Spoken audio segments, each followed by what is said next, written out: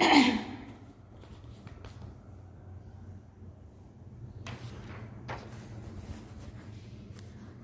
शांति। बाबा good morning. आज बाबा के 15 नवंबर 2022 के महावाक्य हैं। बाबा ने सार में कहा, मीठे बच्चे, विकारों को दान देने के बाद भी याद में रहने का पुरुषार्थ जरूर करना है, क्योंकि याद से ही आत्मा पावन बनेगी। बाबा ने प्रश्न पूछा, दिल तख्त नशीन बनने व रुद्रमाला में पिरोने की विधि क्या है? तख्त नशीन बनने व रुद्रमाला में पिरोने की विधि क्या है?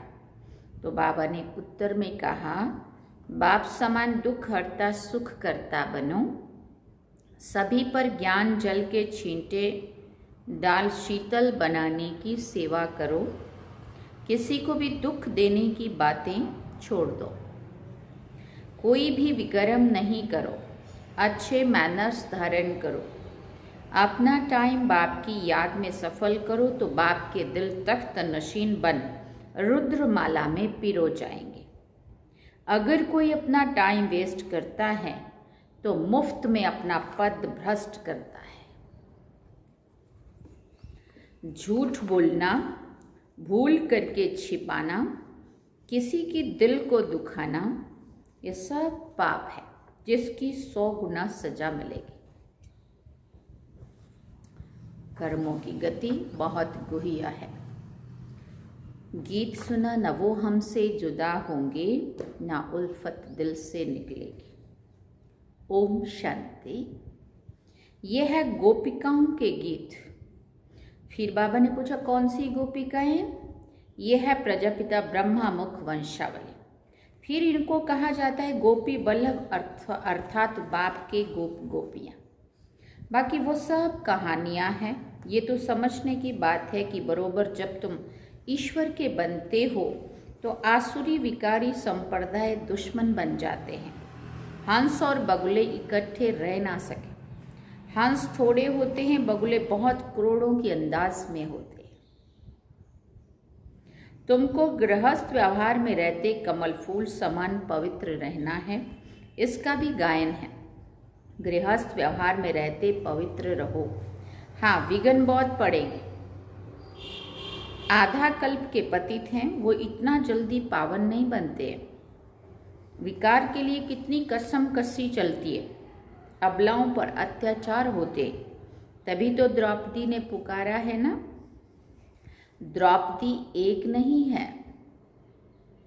इस समय सब द्रौपदियां और दुशासन हैं, चीर उतारते हैं।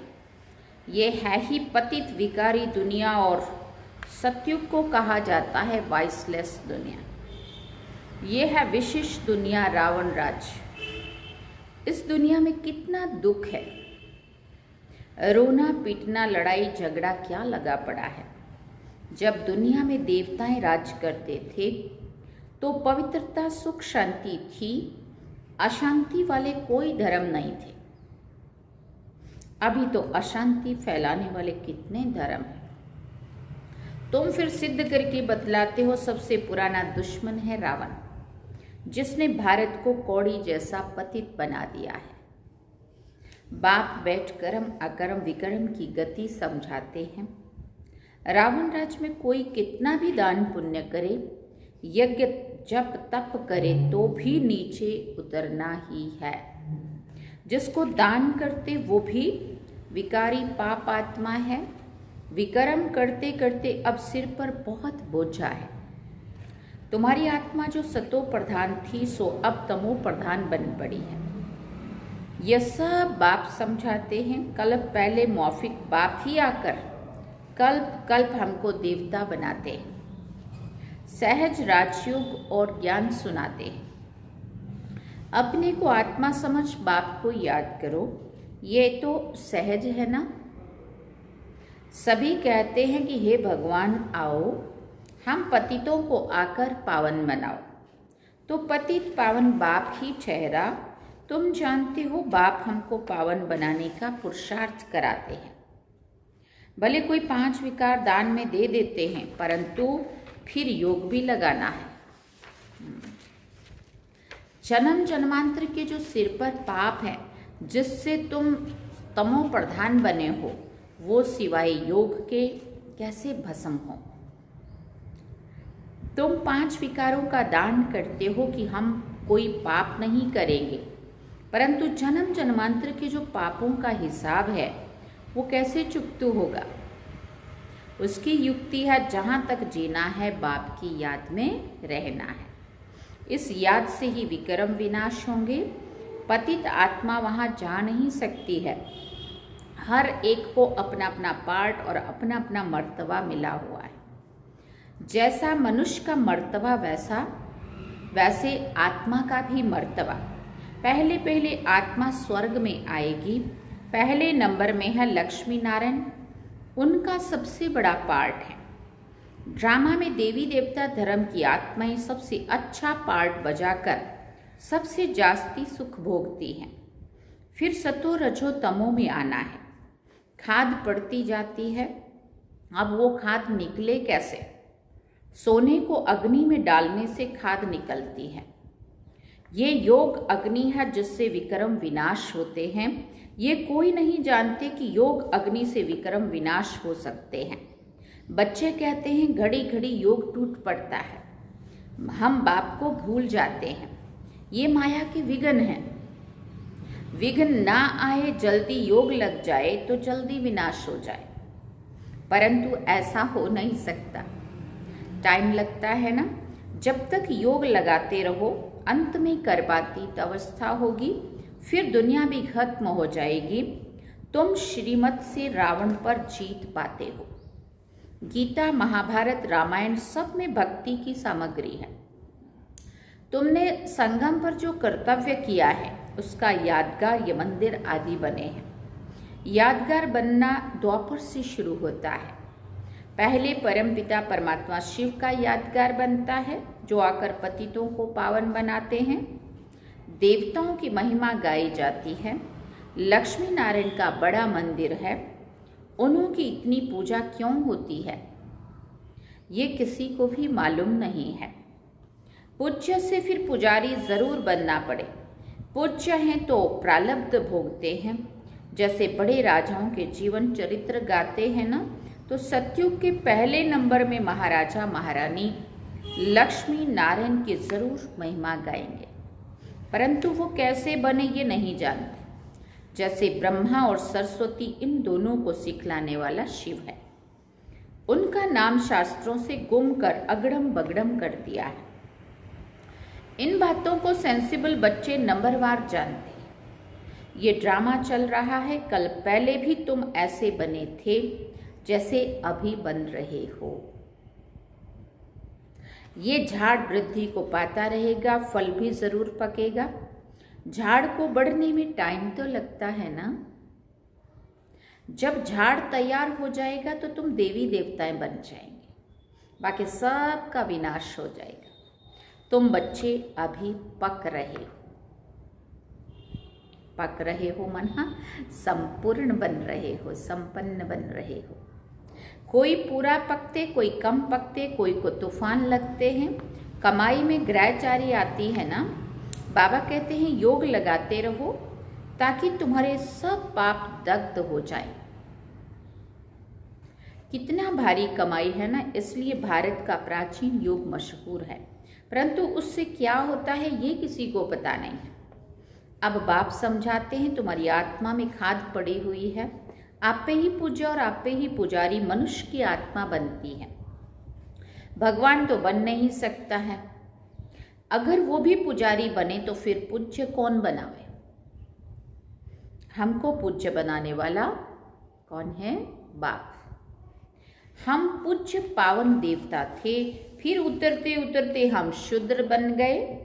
सतयुग के देवी देवताओं को कहेंगे ईश्वर की नई रचना। गाते हैं मनुष्य को देवता किए करत न लागी वार। बाप समझाते हैं अच्छी तरह पढ़ो। क्या समझाते हैं बाबा? अच्छी तरह पढ़ो। बाप टीचर का काम होता है ताकीद करना, पुरुषार्थ कराना। बच्चे टाइम वेस्ट मत करो, मुफ्त पद भ्रष्ट हो जाएगा, फिर बहुत पछताएंगे, कहेंगे कल्प कल्प हमारी ऐसी अवस्था होगी, और फिर कुछ नहीं कर सकेंगे। साक्षात्कार हो जाएगा, पक्का निश्चय हो जाएगा कि कल्प कल्प ऐसी दुर्गति को पाऊंगा।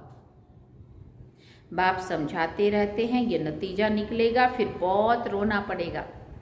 जैसे क्लास ट्रांसफर होती है तो नंबरवार बैठते हैं ना, हम भी नई दुनिया में ट्रांसफर होते हैं। ब्राह्मणों की माला गाई हुई नहीं है, रुद्र माला ही पूजी जाती है, परंतु ये किसी को पता नहीं है कि यह माला क्या है।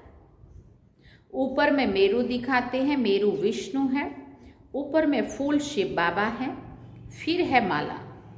अब तुम ब्राह्मण पुरुषार्थ कर रहे हो, फिर रुद्र माला में पिरोना है, इसलिए पुरुषार्थ ऐसा करो जो तख्त नशीन बनो। किसी को दुख देने की बातें छोड़ दो। बाप दुख हरता सुख करता है ना। अगर बच्चे दुख देंगे तो कौन समझेंगे ये ईश्वर के बच्चे। विकर्म करना अथवा जीव घात करना, झूठ पाप नहीं करना चाहिए। हार खाते तो क्षमा मांगनी पड़े। भक्ति में भी कुछ होता है तो तौबा तौबा करते हैं। ये ज्ञान मार्ग है, इसमें किसी की दिल कभी नहीं दुखानी है। ज्ञान का छींटा तो शीतल करने वाला है। यहाँ तुम बच्चे आए हो पढ़ने के लिए, और फिर बाबा ने कहा पढ़ाई में मैनर्स अच्छे रखने होते हैं। ये भी पढ़ाई है, निराकार बाप पढ़ाते हैं, वो तुम्हारे अंदर की सब बातें जानते हैं। एक सेंटर से समाचार आया था, एक बच्चे ने भूल की तो धर्मराज ने सटका लगाया। इस बाबा को मालूम नहीं था। ऐसे बहुत हैं जो विकार में जाते फिर सच नहीं बताते हैं, अपने को बचाने के लिए भूल छिपाते हैं, परंतु शिव बाबा से तो छिप नहीं सकते।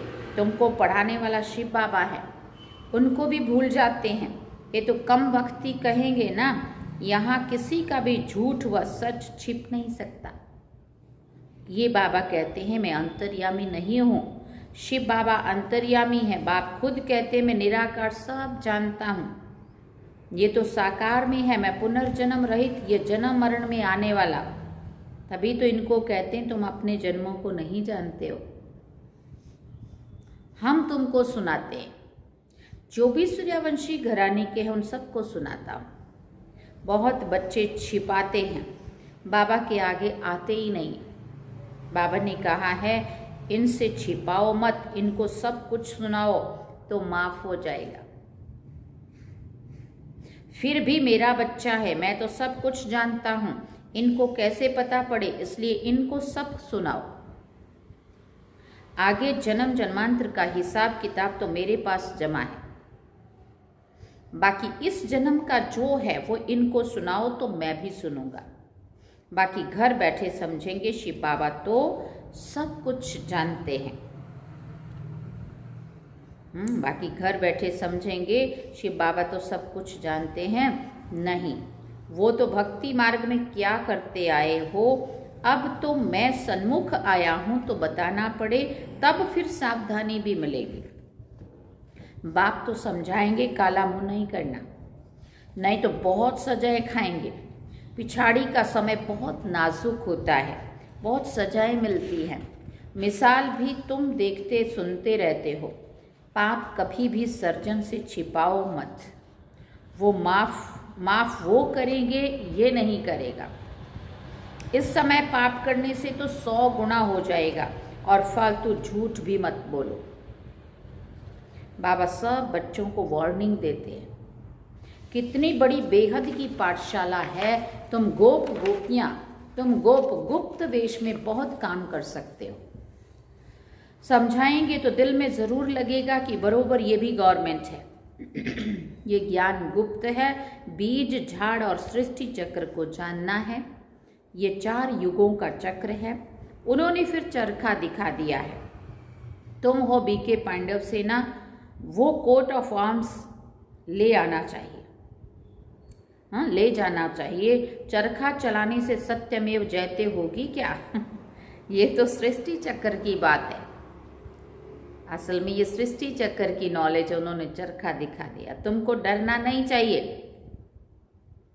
गुप्त वेश में तुम कहाँ भी जा सकते हो। बहुरूपी के बच्चे बहुरूपी होने चाहिए, परंतु बच्चों की बुद्धि में आता नहीं है, थोड़ी सर्विस में खुश हो जाते, दिमाग एकदम आसमान में चढ़ जाता है। अर्जुन तो बहुत काम करना है, अभी किया ही क्या है, किस्म किस्म से पुरुषार्थ करना है। बाबा अनेक पॉइंट्स देते हैं। ये ज्ञान यज्ञ तो चलना ही है। हर एक पंथ वाले को बुलाते रहो, राजाओं को भी बुला सकते हो, कॉन्फ्रेंस भी कर सकते हो। जैसा आदमी वैसा वैसा कार्ड छपाना पड़े। आकर समझो ये सृष्टि का चक्र कैसे फिरता है। आओ तो हम आपको परमपिता परमात्मा की और 5000 वर्ष की जीवन कहानी सुनाएं। वंडर है ना। अच्छा, मीठे मीठे सिकिल दे बच्चों प्रति माता पिता बाप दादा का याद प्यार और गुड मॉर्निंग। रूहानी बाप की रूहानी बच्चों को नमस्ते। हम रूहानी बच्चों की रूहानी माता पिता बाप दादा को दिलवा चांद सिकवा प्रेम से याद प्यार, गुड मॉर्निंग, नमस्ते, थैंक यू बाबा, शुक्रिया बाबा। अभी धारणा के लिए मुख्य सार है। पहला पॉइंट, पावन बनने के लिए जब तक जीना है माया के विघ्नों की परवाह नहीं करनी है। दूसरी बात, सभी पर ज्ञान के छींटे डाल शीतल बनाने की सेवा करनी है। किसी की दिल को कभी भी दुखाना नहीं है। बाप समान दुख हरता सुख करता बनना है। वरदान में बाबा ने कहा, सोमान में स्थित रह देह भान को समाप्त करने वाले अकाल तख्त नशीन अकाल मूर्त भव। संगम युग पर बाप द्वारा अनेक सोमान प्राप्त हैं। रोज एक नया सोमान स्मृति में रखो तो सोमान के आगे देह भान ऐसे भाग जाएगा जैसे रोशनी के आगे अंधकार भाग जाता है। न समय लगता और न मेहनत लगती है। आपके पास डायरेक्ट परमात्मा लाइट का कनेक्शन है। सिर्फ स्मृति का स्विच डायरेक्ट लाइन से ऑन करो तो इतनी लाइट आ जाएगी जो स्वयं तो लाइट होंगे लेकिन औरों के लिए भी लाइट हाउस हो जाएंगे। जो ऐसे सोमान में रहते हैं उन्हें ही अकाल तख्त नशीन अकाल मूर्त कहा जाता है। स्लोगन में बाबा ने कहा, अपनी स्थिति ऊंची बनाओ तो परिस्थितियां छोटी हो जाएंगी। अपनी स्थिति ऊंची बनाओ तो परिस्थितियां क्या होगा, छोटी हो जाएंगी। अपनी स्थिति ऊंची बनाओ तो परिस्थितियां छोटी हो जाएंगी। ओम शांति। सार में बाबा ने कहा, मीठे बच्चे, विकारों को दान देने के बाद भी याद में रहने का पुरुषार्थ जरूर करना है, क्योंकि याद से ही आत्मा पावन बनेगी। और गीत सुना, न वो हमसे जुदा होंगे। ओम शांति। अब चलिए बाबा की याद।